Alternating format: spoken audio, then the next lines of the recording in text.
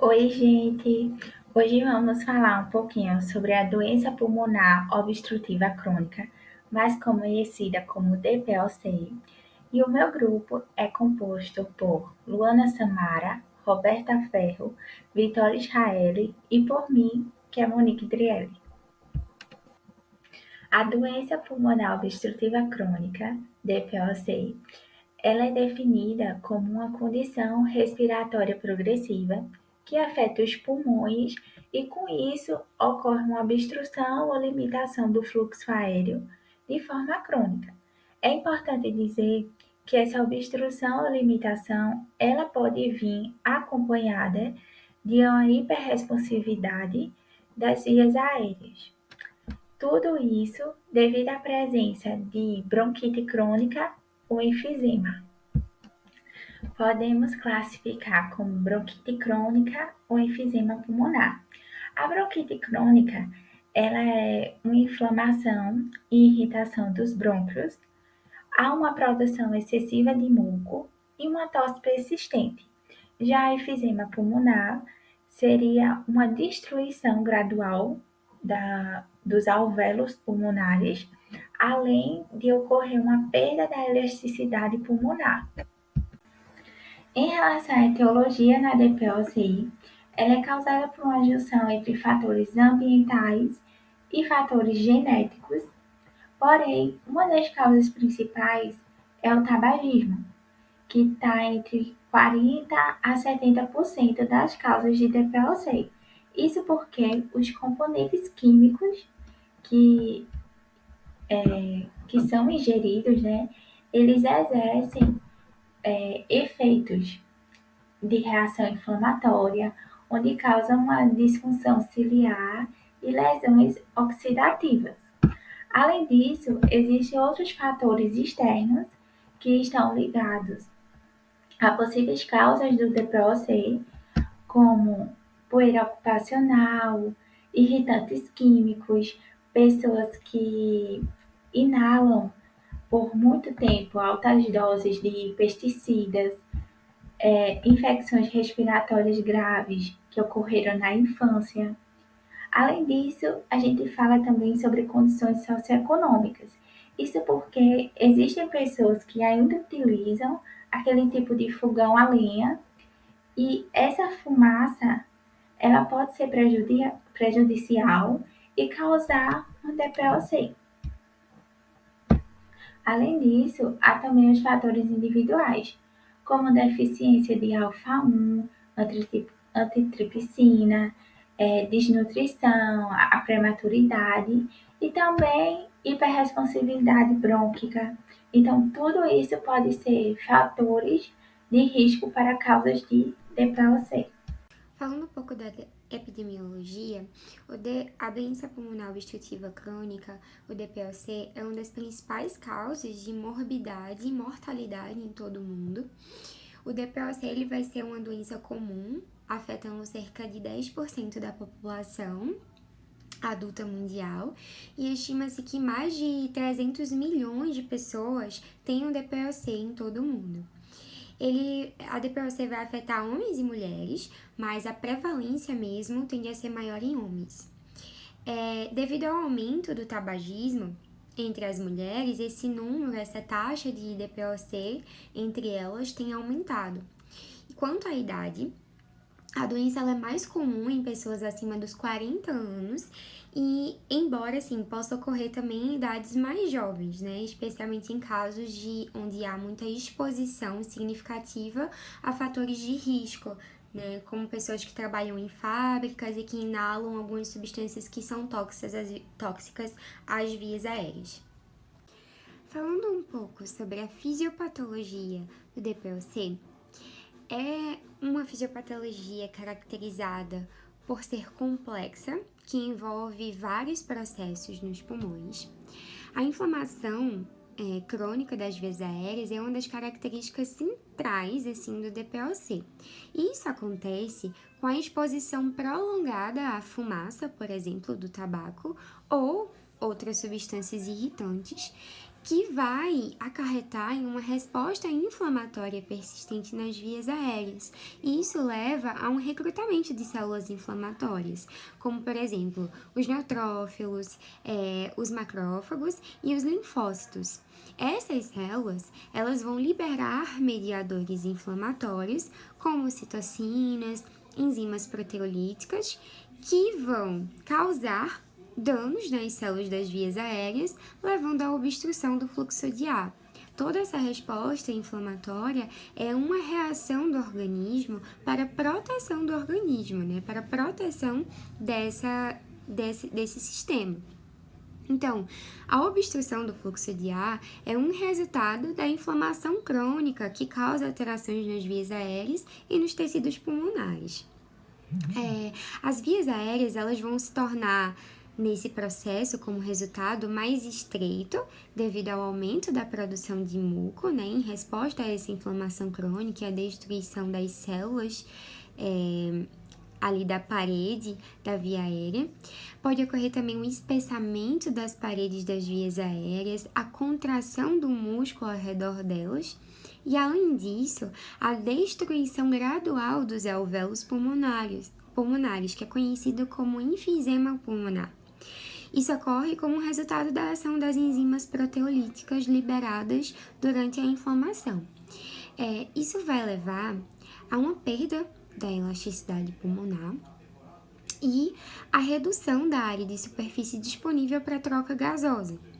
Então, a combinação da inflamação crônica, da obstrução das vias aéreas e a destruição dos tecidos pulmonares vai resultar nos sintomas característicos da DPOC. Todo esse processo contínuo, né, de inflamação crônica e de todas essas repercussões que vão progredindo ao longo do tempo, vai interferir diretamente na função pulmonar ao longo do tempo.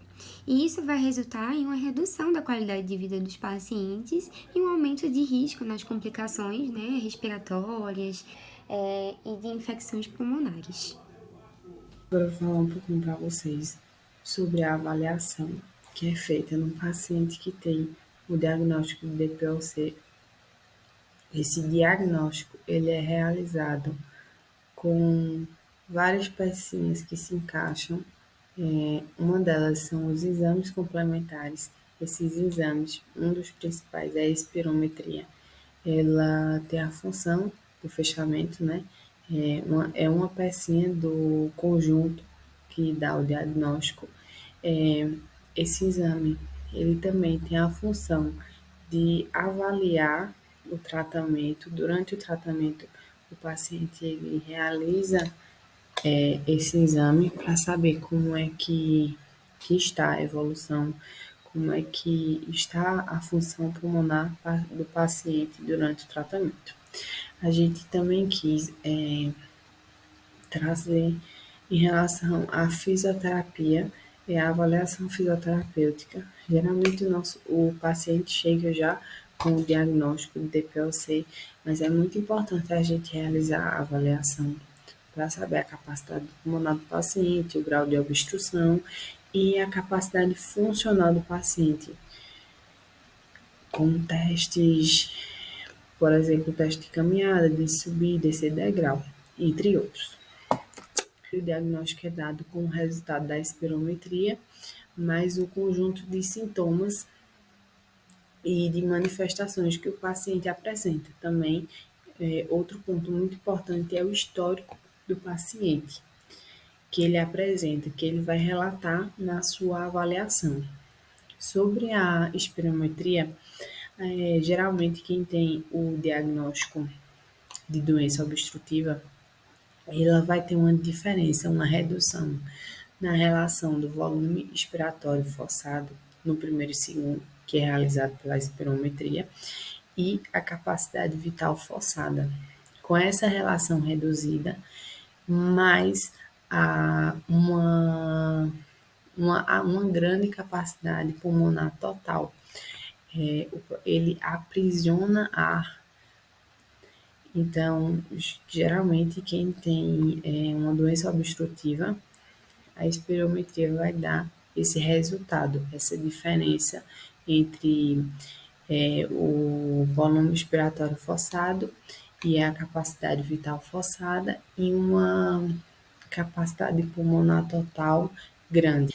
E as manifestações clínicas que esse paciente ele vai dar para o fechamento diagnóstico é a questão da cianose, que é uma das que a gente mais percebe, que são os lábios arroxeados, a questão da unha arroxeada, as pontas dos dedos, é, o chiado no peito, a tosse crônica com produção de secreção. Geralmente essa secreção ela não vai ser aquosa, ela vai ter uma cor, ela sendo um pouco uma cor clara, uma cor, um branco, um amarelo, um purulento, entre outros fatores.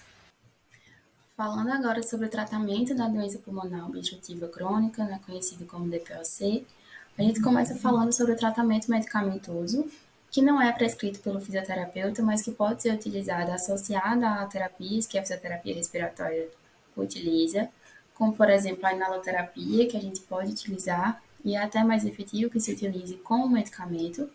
E o medicamento mais indicado para esse caso é o broncodilatador, né, que vai trazer esse efeito justamente de dilatação brônquica, o que vai permitir que a secreção saia, né, ela seja excretada mais facilmente, e aí traga um alívio para o paciente, né, de todo aquele desconforto respiratório que ele acaba tendo por causa dessa dificuldade, né, de expelir o ar e até mesmo a própria secreção, que impede, né, que esse ar saia. Falando de secreção, a gente já pode falar da terapia de remoção de secreção, que, como o próprio nome diz, a gente vai remover a secreção que o paciente não consegue expectorar, né? Um paciente de DPOC, uma característica marcante é um pico de fluxo respiratório baixo. Então, é um paciente que ele muitas vezes não tem força para tossir, né? Ele não tem uma eficácia de tosse legal. E a tosse é um mecanismo de defesa, né? Justamente o mecanismo que o nosso corpo tem naturalmente de eliminar essa secreção, de eliminar todas as impurezas e eliminar tudo aquilo que impede que a ventilação ocorra como deveria, né, da via aérea.